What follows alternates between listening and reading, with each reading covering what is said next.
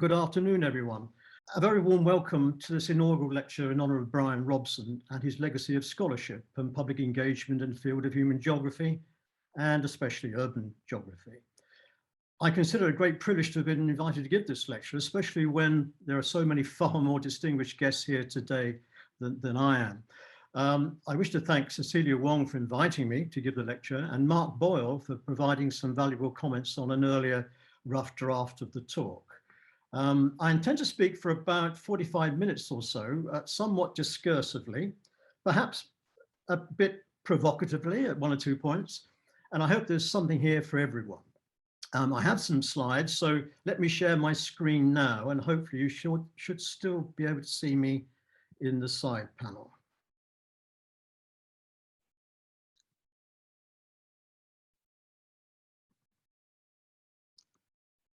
Is that okay, everyone? You can see the slides and still see me. The slides are the more important, of course. Okay. I have to confess at the very outset, actually, that it's with some trepidation that I give this lecture. Brian was an intellectual giant on whose shoulders many of us have had the privilege to stand. He's a very hard act indeed to follow. And we're here to celebrate the extraordinary contribution that Brian made to urban studies and urban policy, especially here in the UK, over many decades. Made, I would stress, with equally extraordinary modesty. Brian was not only a leading scholar of his generation, but also someone who was highly personable, always interested in and supportive of others, especially students and young scholars. I first encountered Brian when, as an undergraduate, I attended his third-year lecture course on urban geography in the Cambridge department in the very early 1970s. It was one of the most enjoyable and stimulating of the courses I attended in those days. His deep knowledge of cities and their economic and social importance was conveyed in its distinctive, mellifluous voice with a passion and an enthusiasm that was not only infectious, but had a lasting impact on many of us in that lecture room, myself included. And Brian and I had maintained contact on and off ever since those days. Although we never collaborated academically, sadly, on reflection, we did nevertheless share some important common interests.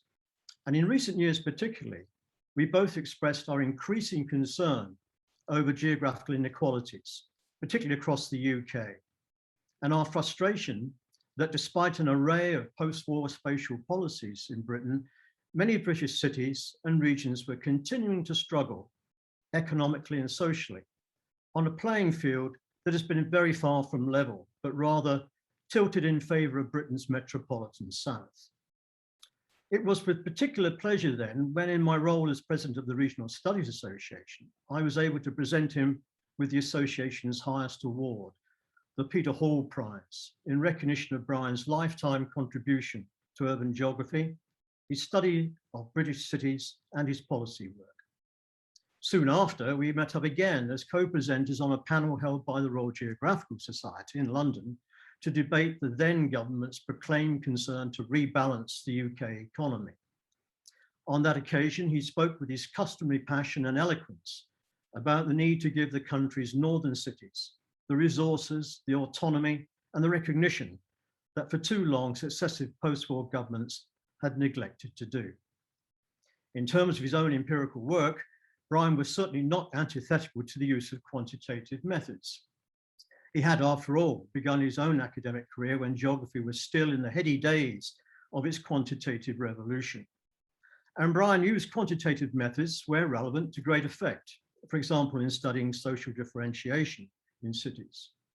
But overall, his approach was far less concerned with abstract and formal urban models and much more grounded in the lived experience of those who reside and work in cities, an approach that informed his research throughout his life. As such, his primary interest was in the critical insight that in-depth case study analyses of individual cities could provide. It was specific places and their people, not the statistical significance of regression coefficients, that mattered to Brian.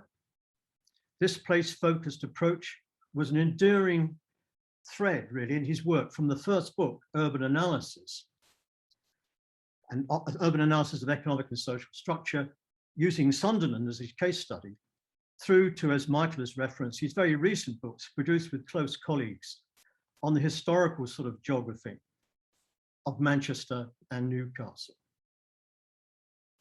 As his books and journal papers also demonstrate, understanding cities requires not just a spatial imaginary, but an historical one too. The present social and economic geography of a city makes no sense until it is related to the evolutionary processes which have produced it. This importance of a longer run view was a key feature of his second book on urban growth. It also informed the key report on the state of English cities that Brian co-authored with colleagues Michael Parkinson, Martin Boddy and Duncan McLennan, and is also evident in these two new books on Manchester and Newcastle. Importantly, from the first, Brian's approach was firmly anchored in the belief that as social scientists, we geographers have a duty to imbue our research with a strong sense of public purpose, of social usefulness and policy relevance. In fact, Brian always held to the view that although the study of cities and urban problems is intrinsically interesting intellectually, it is the use to which we put that knowledge in the service of public policy that really counts. In 1983, this strong sense of social relevance was a key motivation behind Brian's establishing the Centre for Urban Policy Studies at Manchester.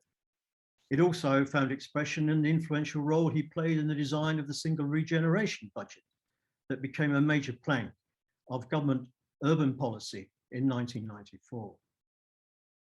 The interrelationships between geography, cities, and the importance of public policy, these then were the three key motives of Brian's stimulating academic work. And these are the interrelationships I'd like to discuss today, albeit rather discursively. I do so at what I believe is a particularly significant moment for the role of geography and geographers in the realm of public policy.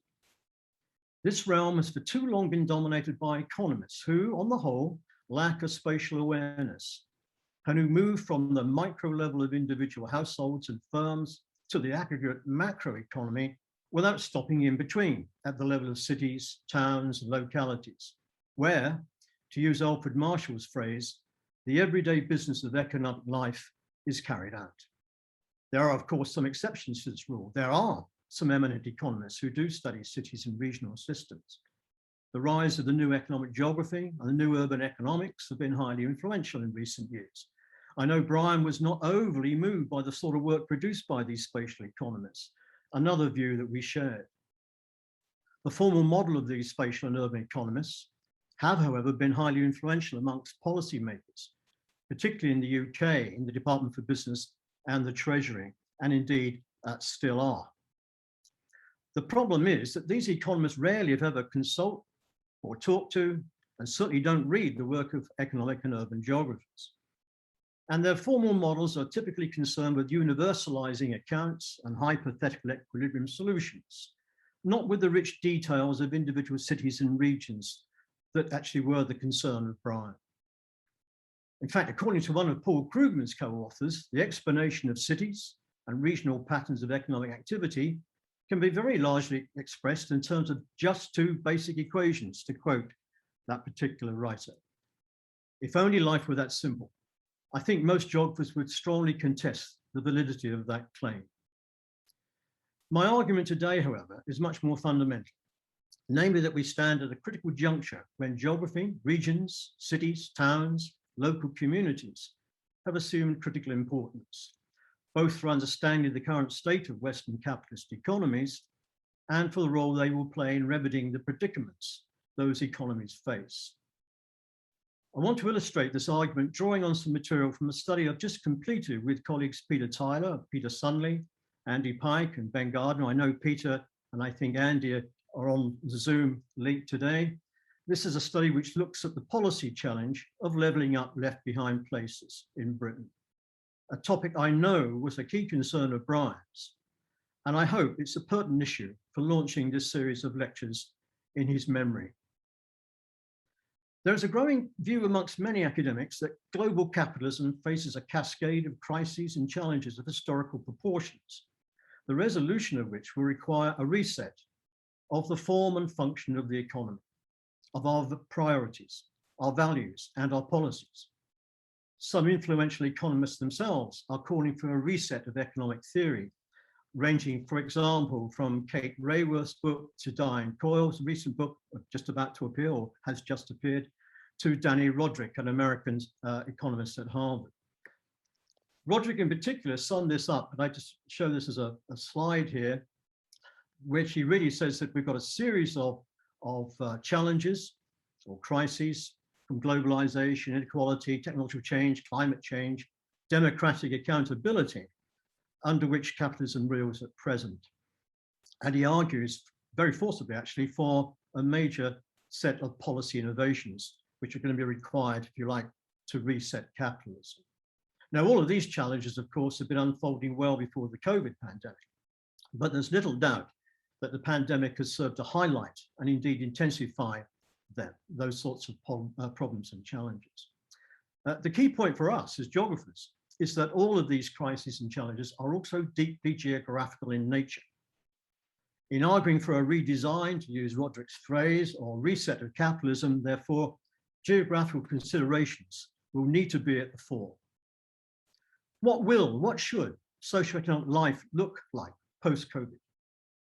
There's a widespread view that social economy should not simply return to some pre-COVID status quo ante, but rather policymakers should take this opportunity to build back better. But if this phrase is to be more than a catchy, alliterative political soundbite, it needs to address some critical questions of ends and means. What precisely is or should be this new better, and what sort of policies and funding will be needed to build it?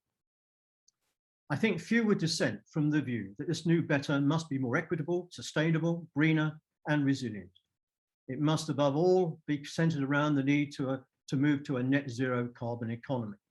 And let's hope that COP26 actually fulfills some of those goals and needs. All of these imperatives will necessitate policies that have the reduction of geographical inequalities in economic prosperity, performance, and welfare at their very center. Leveling up economic and social geographies must be integral to building back better, or a more preferable phrase, building forward better. And let us be in no doubt, the scale of the leveling up challenge of substantially reducing spatial inequalities in economic prosperity, performance, and welfare cannot be exaggerated. Here's a quote from the OECD, which sums up the predicament that the gap between the top 10% of regions within the OECD countries and the bottom 75% has been growing relentlessly over the last 2 or 3 decades, on average by about 60% or more. What we actually witnessed is that a shift between what had been a slow but steady process of convergence of economic prosperity and performance across regions and cities from the late 40s to the late 70s. Round about the 1980s, this changed to a process of divergence. And here are some slides. One is from the United States, and it shows the calculation of the coefficient of variation, a measure, if you like, inequality across the states themselves and 385 metro areas. And you can see here the sort of turning point around about the sort of beginning of or early 1980s. This is data from the Bureau of Economic Analysis. We've done the same for the UK, and this shows the standard regions and also the 372 local authority districts for which we have data. And again, you can see this turnaround round about the early or so years of the 1980s, from what had been a slow progress of progression of convergence to one of divergence. Now, the urban dimension of this inequality problem has attracted particular attention. And in most of the OECD countries, what we've witnessed is a progressive growing apart between a group of successful cities and towns that have pulled ahead and a sizable group that have sort of languished or become left behind. Michael Storper's phrase for this divergence of there being 2 separate worlds is an apt one. In some countries, it's global cities that have steamed ahead. In others, it's a select number of so-called star cities, and in yet others, high-tech cities. In USA, for example, a small group of metros, including San Francisco, San Jose, Boston, New York, and Washington, has surged ahead in employment and wage growth, leaving the bottom 20% of metros lagging well behind. And here you can see both the graphs for both employment and annual real wages for the top 2% of metros and the bottom third. And again, the sort of divergence beginning around about the early 1980s. This is again data from the Bureau of Economic Analysis. Since 2000, the 53 cities with populations over 1 million in the United States have actually accounted for nearly 3/4 of US job growth. Now, in the UK, however, the picture is somewhat different. Here, the biggest cities, the 11 core cities, most of which are in the north, have been amongst the slowest growing in terms of employment over the period since the early 1970s. And it's been towns and rural areas that have actually enjoyed the fastest job growth. And we plotted this up here from 1971 to 2018, indexed back to 100. This is employment, and you can see how these areas have diverged in terms of growth of employment. And look at the rather disappointing performance of the core cities at the bottom curve.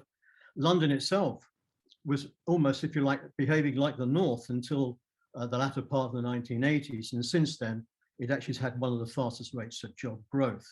But the overall graph, as you can see, is a sort of turnaround round about the sort of early 1990s for London. But certainly the core cities haven't performed particularly well. The same situation occurs if you look at output.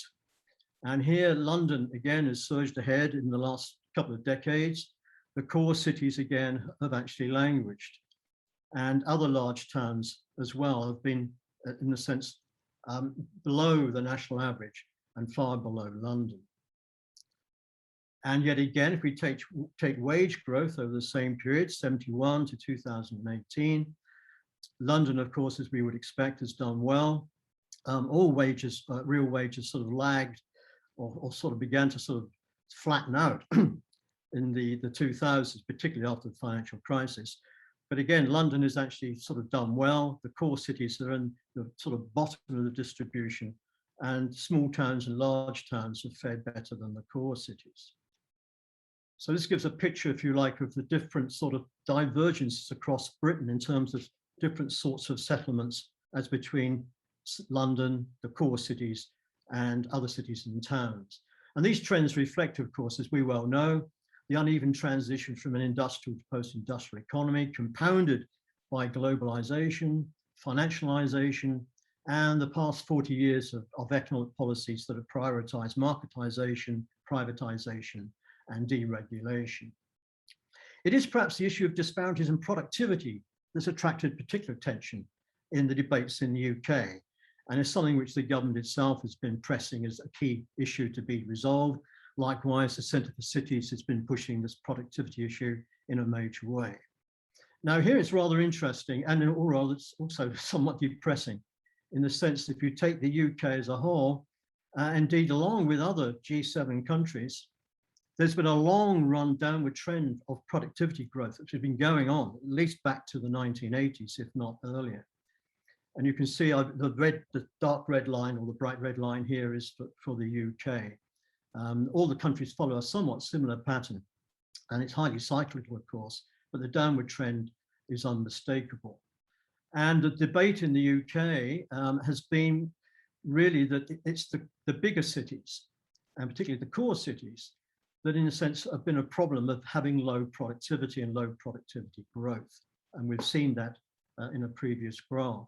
And it's the small and medium towns and small, medium and large towns that have experienced the fastest job growth, but also many of those jobs have been low wage and low productivity.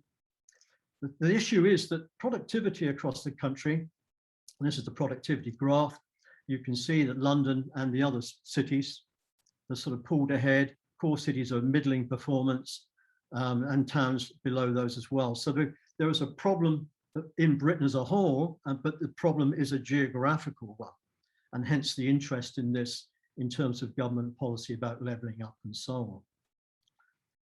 But if you look at the map of productivity, you can see it's highly complex. This is by local authority, by quartile, with the dark red being the highest productivity and the dark blue being the worst. And you can see it's a very complex pattern, though there is a broad regional structure to that, as you can see, that as you move away from that sort of big block of areas from across from London to Bristol up to Oxford, just about creeping into Cambridgeshire and down to the south coast in certain parts. Beyond that, it's really a pattern of low productivity with high spots in some of the urban areas. So that gives a rather complex pattern. There is a real problem I should emphasize here in trying to compare productivity between places. Places do different things, have different industries, they pay different sort of wages, and wages are factored into measurements of productivity. They also have different skills. So there's a real problem of actually comparing productivity in, say, certain parts of Northern England with productivity in London.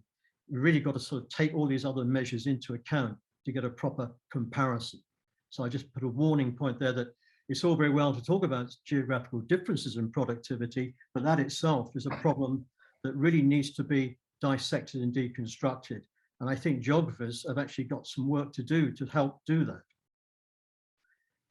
Now, much has been written by geographers in recent years about why certain cities and places have prospered while others have languished. And it's not unfair to suggest, and Ray Hudson has made this point, and I think he does have a point, that the emphasis of all the research that's been done has tended to be on successful cities and places. One can understand that. These, after all, have led the growth of the service economy, of finance, of technological change, of skills, and so on. Typically, of course, they've also been the prime architects and beneficiaries of globalization. So on the basis of that research, we seemingly have a good idea about what makes for a prosperous and productive city or region. Highly skilled workforce, good physical, soft and social infrastructures, thriving entrepreneurial culture, clusters of technologically innovative firms, an industrial ecosystem of related activities, good connectivity, good governance, and so on. It's then very tempting to turn 180 degrees, as it were, and argue that what is therefore needed to reduce urban and regional inequalities are policies aimed at promoting these very same characteristics in the economically lagging or left behind cities, regions, and localities.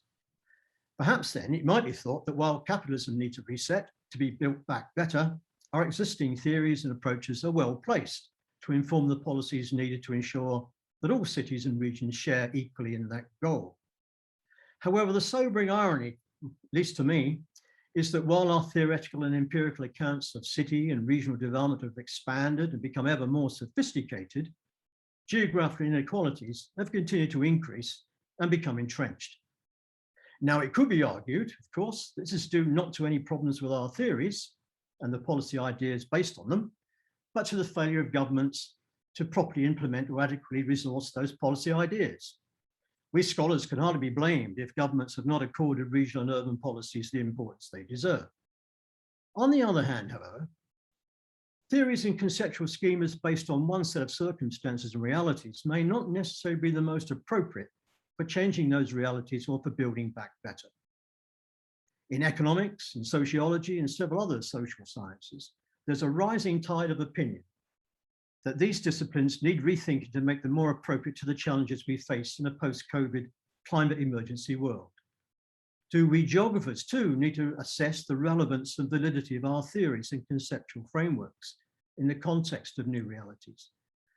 Do our theories, concepts, empirical priorities, and our axiological dispositions, do these also need resetting? Now, to be sure, geographers and regional studies scholars have begun to investigate the spatial implications and dimensions of energy transitions, the emergence of the fourth industrial revolution, the implications of the circular economy, and the notion of the foundational economy for its importance for cities and regions. And these are all very welcome lines of inquiry, but much more work needs to be done on these fronts. But there are certainly some ideas that have come to dominate much academic and policy thinking about cities and regions, which certainly need to be challenged. One such idea above others has become pervasive, almost acquiring the status of an unassailable conventional wisdom, namely that city success depends on agglomeration, on the economies and externalities associated with the geographical concentration of economic activity. The problem with this view is that it has metamorphosed into the argument that the bigger and denser is a city, the greater will be the positive economies of agglomeration and the more productive and economically dynamic the city will be. In the UK, London is often held up as the exemplar of this argument. Of course, cities confer all sorts of positive externalities that promote prosperity. That's always been the case. But do these benefits necessarily increase linearly with city size and density? At the same time, large dense cities also bring significant diseconomies and negative externalities: congestion, pollution, carbon emissions, high land and housing costs being obvious examples. It is also the case that large dense cities do not always rank highly in terms of life satisfaction or quality of life. And then the COVID-19 pandemics exposed other negative issues associated with large, dense urban areas. It's reckoned that 90% of confirmed cases of COVID worldwide have been reported in urban areas, which is hardly surprising, of course. This means that in a way, large cities, dense cities, are also vulnerable to these sorts of crises and possibly have a level of resilience that's actually much lower than in many smaller places. Yet again, the ongoing shifts to online retailing, accelerated by the pandemic, are likely to continue, as is the shift to home working amongst city office workers. Recent surveys suggest up to 60% of office workers in cities would prefer some sort of hybrid working, part home, part work. Cities and towns face an ongoing hollowing out of their retail and office activities. Now, none of this even remotely suggests, of course, that agglomeration is unimportant. Cities are indispensable to human progress.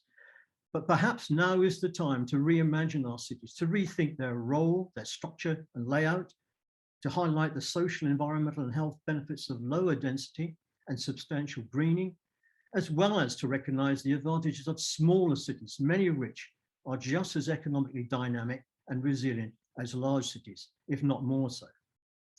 It is, in my view, not city size or density that necessarily matters for economic performance, but the connectivity of a city with its surrounding region and other cities, the availability of and access to good public services, good quality and affordable housing, and a clean environment. Geographers need to be at the center of discussions over the nature and role of the post-COVID city. Another related and pernicious postulate is the idea of a negatively sloping equity efficiency trade-off.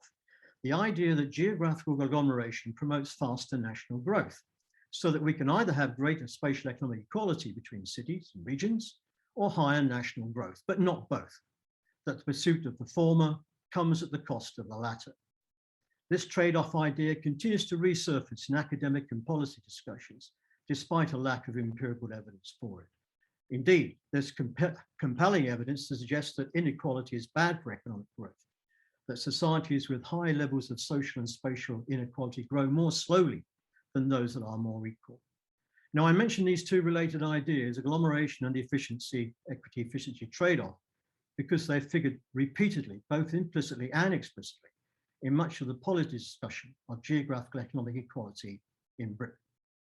A prominent theme has been that northern cities have underperformed economically because they are too small, that they lie below where they should be on a rank size distribution plot. And because they're undersized, quotes, they do not benefit sufficiently from agglomeration economies of the sort enjoyed by London. That view, I would suggest, is highly problematic. First, the appeal to the rank size rule is not appropriate for the UK. And this point's been made by, no one else than Paul Krugman himself. I think my slides seem to have frozen. I'm sorry about that.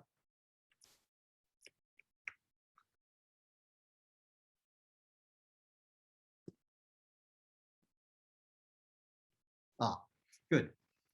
This is a quote from Paul Krugman, that in fact, we've got a situation in the UK where London is what he calls a peculiar or different creature from the rest of the urban system.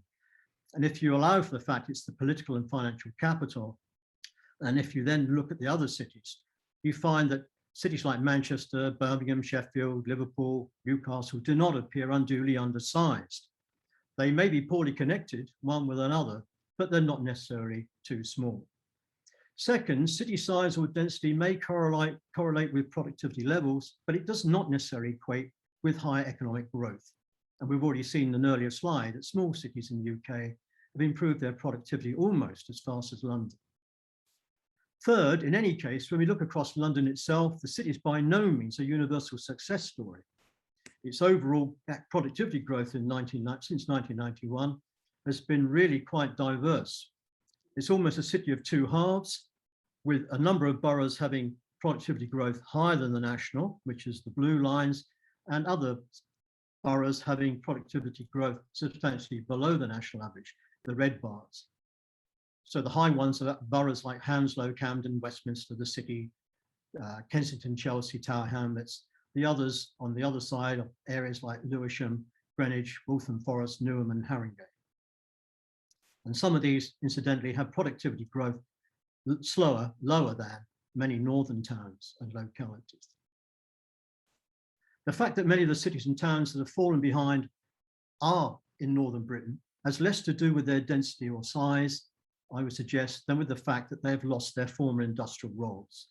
The industries and skills they once had are no longer in demand and have found it difficult to find new sources of post-industrial, high-waged, high-skilled economic growth, or to use a phrase of Paul Krugman's, to find the basis for a second wind.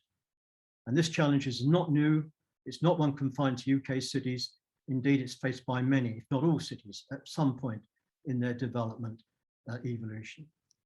London's managed to reinvent itself a number of times, from a manufacturing city, then to a global financial centre, and now possibly towards a city that's developing medical and related innovation activities to add to its economic portfolio. Other cities and towns in the UK have been much less able to fully reinvent themselves. And here again, I think geographers could play a role in debating what is needed for such reinvention and the different local forms it could take. And in this context, surely the drive to a net zero carbon economy and the development of the fourth industrial revolution, AI and related technologies, could provide many cities and towns with the developmental opportunities they desperately need. This is precisely where spatial policy becomes of key importance, to ensure that these new motors of future economic growth do not end up reinforcing existing inequalities across the UK. And then there is the London question. London's success is held up as so important to the national economy that its growth and development must not in any way be threatened. It's the nation's economic dynamo, which must be powered at all costs.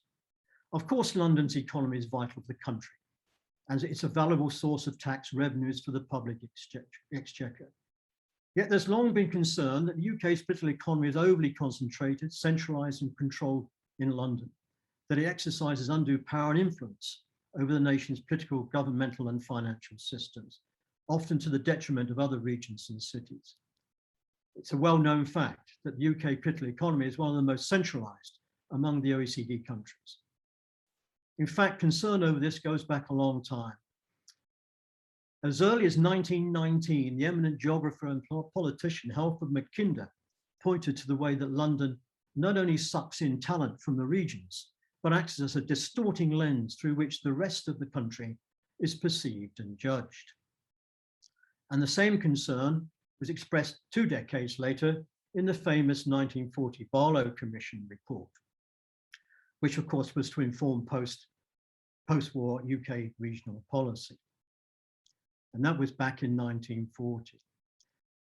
And lo and behold, some 70 years later, here is Vince Cable, then Secretary of State for Industry, still expressing the same worry, that London's a sort of giant sucking machine, draining life out of the rest of the country. Colourful language and possibly exaggerated. But of course, there is some truth in that. On the opposing side, of course, London has some very powerful supporters. In his speech to the Conservative Party conference in Manchester in 2009, London Mayor Boris Johnson informed civic leaders from Manchester, Leeds and Newcastle that, and here's the quote, if you want to stimulate your cities, then you invest in London, because London is the centre of economic life right through the UK.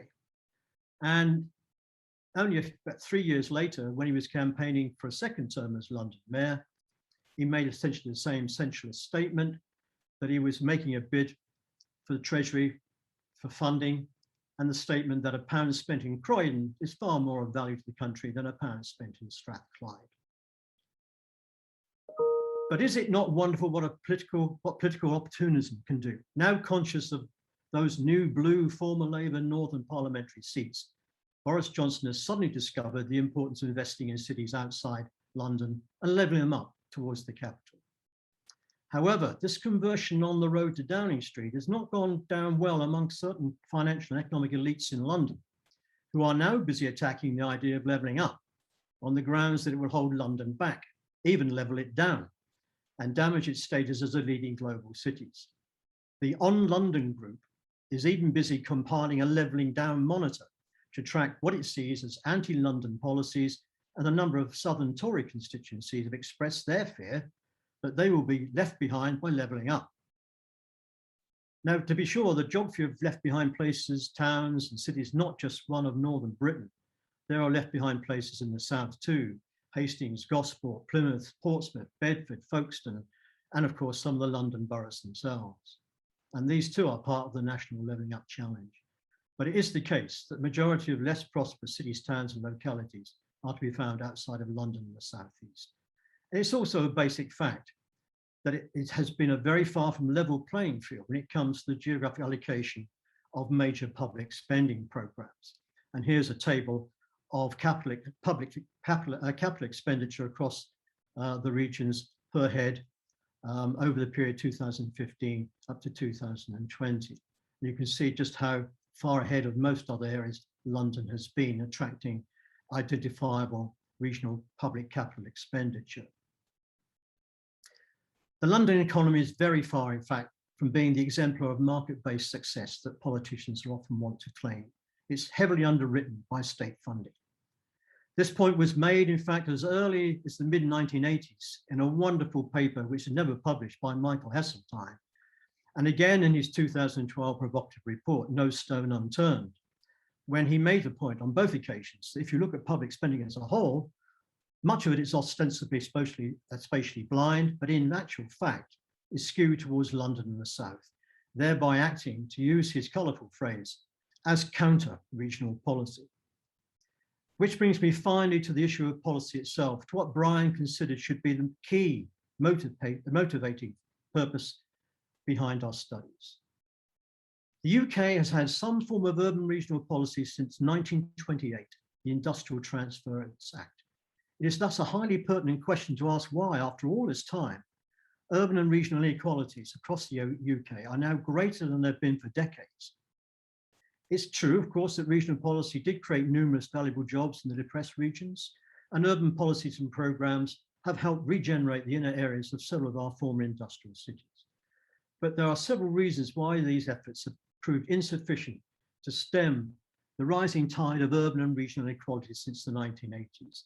And this table sort of summarizes some of them, ranging from the lack of a recognition of the scale of the problem and the insufficient resources committed to it, right through to a lack of a strategic vision for a spatially balanced economy, the failure to integrate urban and regional policies with mainstream policy making, the over-centralized problem, which I've referred to, an often overemphasis on one-size-fits-all policies, and a disruptive churn of policies and institutions. There have been some 52 different sorts of urban and regional programs since the late 1970s. And also the inadequate development of local policy making capacity and capabilities. If therefore the economic geography of the country is to be leveled up, there will most certainly need to be a major reset of spatial policy in the UK. Does the Prime Minister's new credo of doubling down on levelling up, as he puts it, mark the beginning of this much needed reset? Having been consulted by the new Secretary of State for Levelling Up and the new Levelling Up unit in the Cabinet Office, I think it's fair to say that there is a genuine concern to produce a white paper that marks the beginning of a new era in British spatial policy. There appears to be an acceptance of a number of key precepts for such a policy, and I've sort of listed some of them here. The recognition there are different types of left behind place, that places differ in the quality of different types of capital, that a one-size-fits-all policy won't work, that the British economy is in fact far too centralised in London and the southeast, that there does need to be a greater devolution of fiscal and strategic powers, and that spatial policy need not be a zero-sum game of London versus the rest. However, there's still a need for a clear specification of what levelling up actually means, what the target is, and how it is to be achieved. And I think at the moment, they're still struggling to produce a coherent and persuasive white paper. Further, it's still difficult to discern the precise scale of funds that the government will commit to levelling up. The Building Back Better Growth Plan seems to total around 30 billion, and it includes about 4.8 billion explicitly allocated to a levelling up fund. But close reading suggests this fund will consolidate, is the phrase, a number of existing local growth funding streams. So it's not exactly clear to me how much new money will be involved. Now, to be sure, the recent announcement of 7 billion for local transport and investment in 7 city regions outside London is welcome, and it has been promoted as contributing to levelling up. Then there are the local investment funds that form part of the devolution deals with the new combined authorities, estimated around about 10 billion over the next 30 years. There's money under National Productivity Growth Fund, although that comes to an end in 22-23, and a variety of other funds that politically could be argued to be intended to help level up the country. The problem is, I think the landscape of both direct and indirect levelling up funding is at risk of becoming complex and confusing. And hopefully the white paper, whenever it appears, will clarify the situation. But whether it will commit the scale of funds needed to achieve levelling up remains highly uncertain.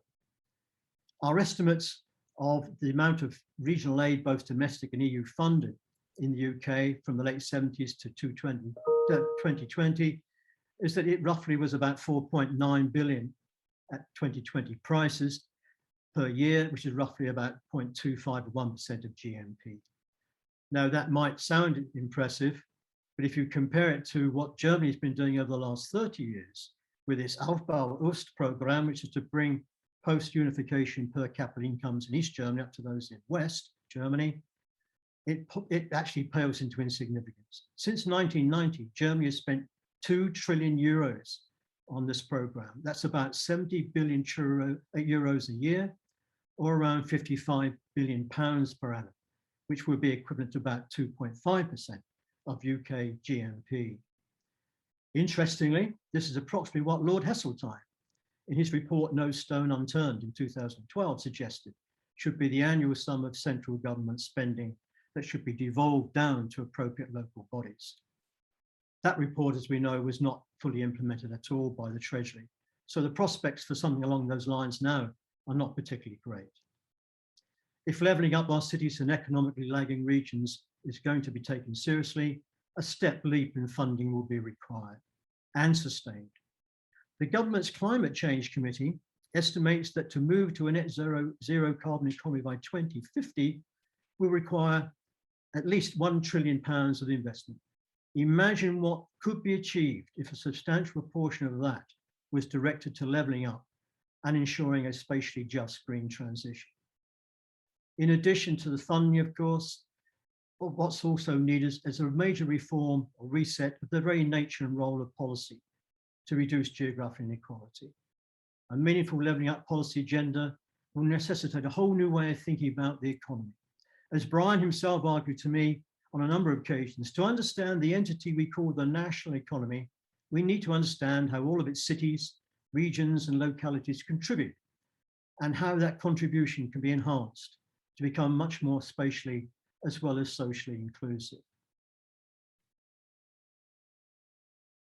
This requires a reset of how we think about macroeconomic policy making to ensure wherever possible that macroeconomic policy making is place sensitive.